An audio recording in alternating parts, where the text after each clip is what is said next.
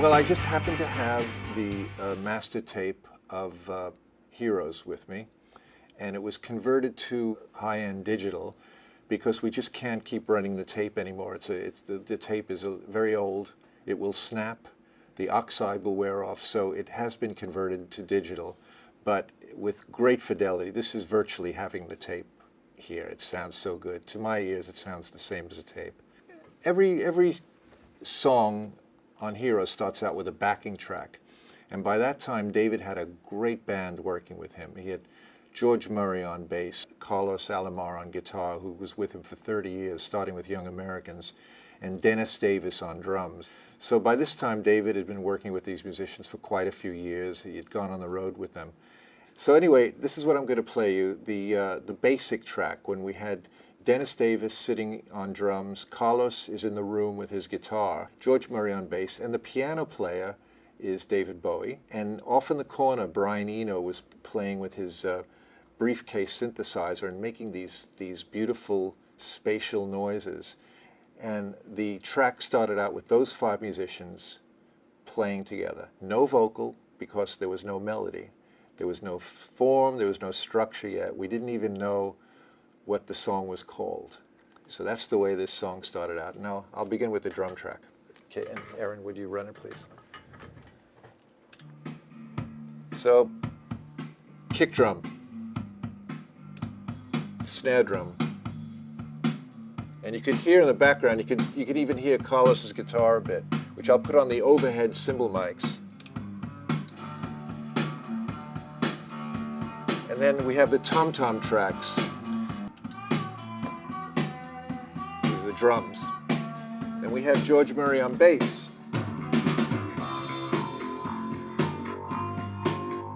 Now he has a special effect on the bass, which is a flanger. Stop it a second. We did something, see, this is another thing that's unconventional, because even in those days people said don't put any effects onto tape because you can't take the effect off. That's exactly what Bowie and I did do. We always put the effect on the tape so we couldn't take it off. We didn't want to change it because we would start creating a vibe from minute 1. We'd start creating a vibe that was unchangeable. So if this was the sound, if you can play it again, Aaron. That's it. We're going to build up Heroes on top of this. Now, first cool sound, I guess, would be Brian Eno said, okay, let me have a few passes with this little synthesizer he carried around in a briefcase. So here we have mixed synths.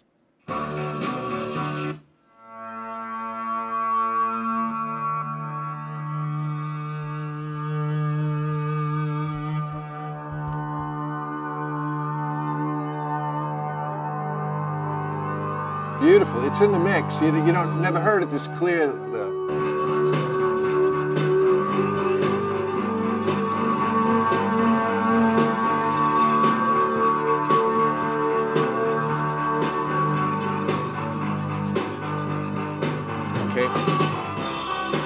Okay, Aaron. And so another thing David added to this, there was in those days there were some primitive string synthesizers, and I believe this one, it was made by a company called ARP, and it's called a Solina string synthesizer. So this is, David played this part. Now,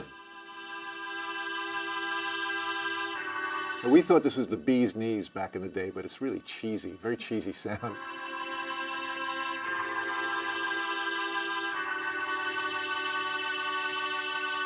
Okay, so I'll put that into the mix.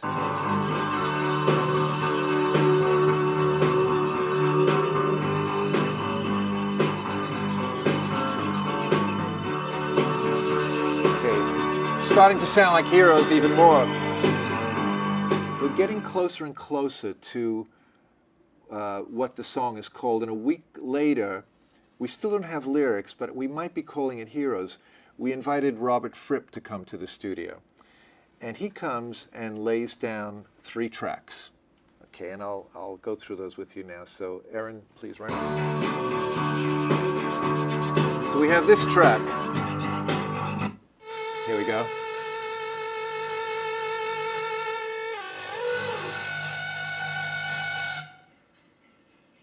Okay, now that, Aaron, Brian Eno can take things into his synthesizer and manipulate them. That's a treated guitar, and that's something that he and Fripp worked on for on previous albums. Robert Fripp laid down 3 tracks, not knowing the structure of the song yet, but he had this lovely idea and was playing with his feedback control by stepping on his measured distances between the note he was playing and where the speaker was. So you have Fripp moving back and forth, playing this part, and you have Eno going like this with the little synthesizer and doing this and all that. So let's just play that. Could you go to that part once more?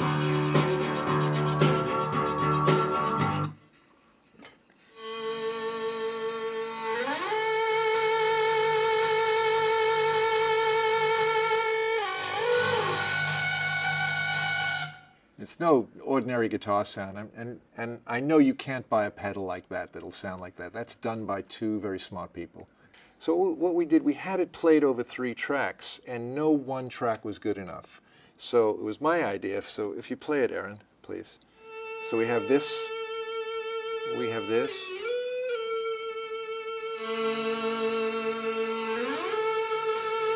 See, he came in later there. Different sound. And we have this track, 3 tracks. Now they're all very pretty, but they were meaningless until I threw them up like this.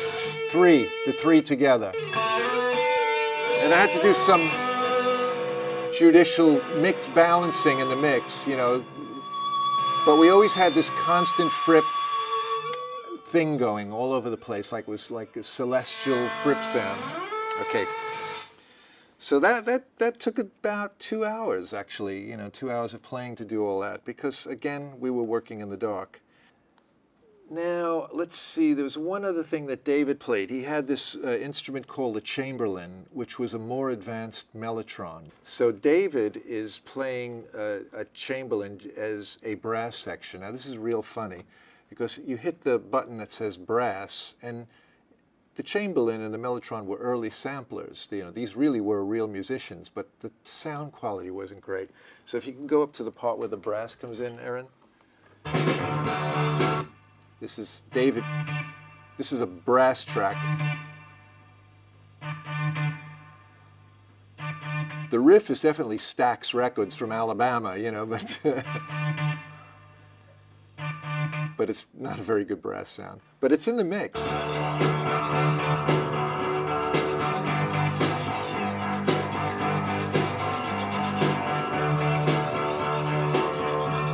Okay, David's quite impatient in the studio.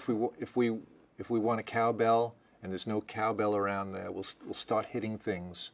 It's quicker to hit things and find a cowbell facsimile rather than phone up for one and wait an hour or 2 for a cowbell, because already the idea will be old. But we found the metal reel of a tape. It had no tape on it. So I went out in the studio and I held this plate up like that, and I took a drumstick or a fork, I can't remember, but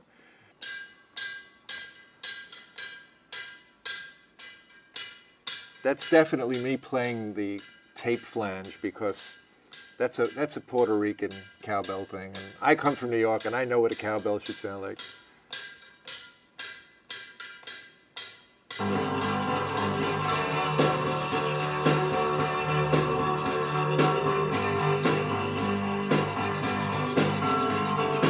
And so later in the song, the tambourine comes in, and it sounds like this. I can't remember who played this. It's either David or myself. He's a good percussionist.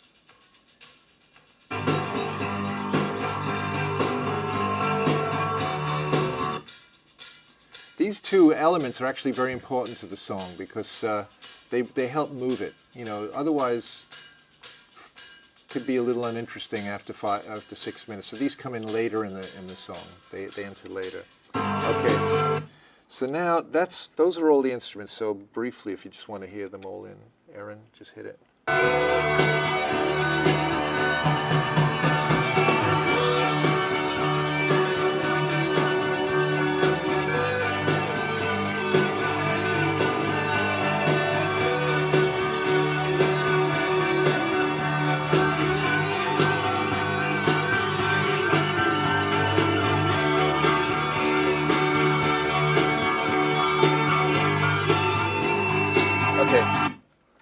want to mix it again.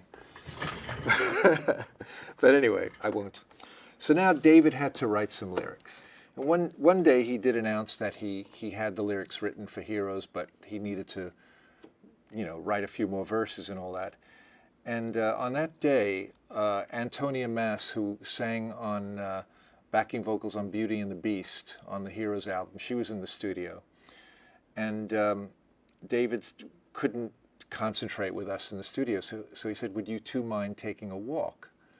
And I go, no, okay. And really, it's not a great place to walk around that area of Berlin. It was, they had this vacant lot with a gypsy encampment behind it, and then the wall. We walked around the back of the studio where we could actually see the control room, and I guess we were visible too, because Antonia and I shared a little kiss by the wall, or close to it. So we go back to the studio, and David is smiling, and so is Coco. Coco Schwab was there. They're both smiling. They had kind of like a cat who ate the cream kind of smile on their face. And I said, what's up? And they said, well, we saw you. Saw me. He says, yeah, we saw you kissed by the wall. And it made it into the song. You're in the song. He went, wow. I wasn't expecting that.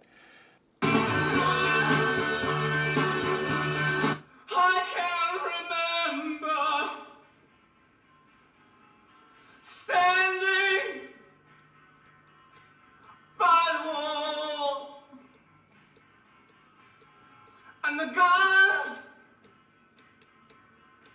shot above our heads, and we kissed as though nothing could fall. Okay, so there's the immortal. I'm immortalized in a David Bowie song.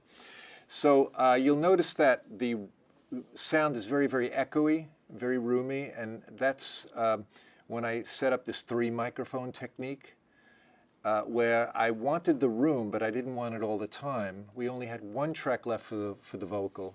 So I set up a mic in the middle of the room to capture how the sound travels that far, maybe 15, 20 feet.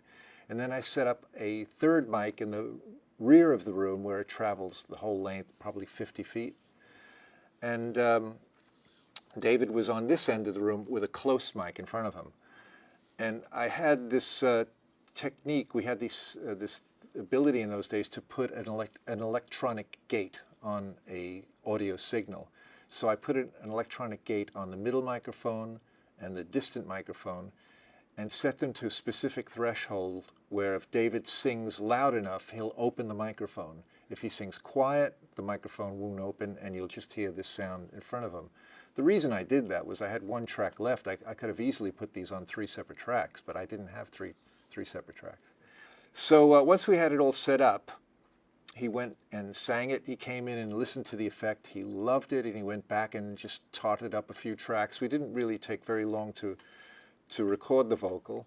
So at the beginning of the song, you'll only hear one track, and if you'll solo that track at the verse 1, please. I will be king. See, there's no reverb on that. And you will be queen. Stop. And he could hear that in the headphones, and he's working it. So verse 4, if you go to verse 4, now he's working the middle mic and the end mic. I will be king. And you will be queen. Okay, take the solo off. Nothing but time on the way. We can be heroes just for one day. Okay, so if you're in a studio and it's got a great sound, a great exotic sound, you bring it home with you. I was always told to bring the studio home with me back to London for mixing. And if it's standing right in front of you like that, you gotta take advantage of it. So that's how it was recorded. The next thing to do was backing vocals, and on that verse you notice there was no backing vocals. So Aaron, could you solo the lead voice and the 2 backing vocal voices? Sure. Okay. So I was sitting in the control room doing my engineering production bit, and David says, come on in and do backing vocals. And we had a great assistant engineer there, Edu Meyer. So he took over the controls while I sang the backing vocals with David. So you'll notice that there's a British accent and a Brooklyn accent on these backing vocals, and I'll leave it to your imagination who's who. So if you could play verse 5 again, please. I can remember. I remember standing by the wall, and the guns shot above our heads, over our heads, and we kissed as though nothing could fall, nothing could fall, and the ship. Okay, so that's how it all evolved. That was the backing vocals were the very last thing we put on the track.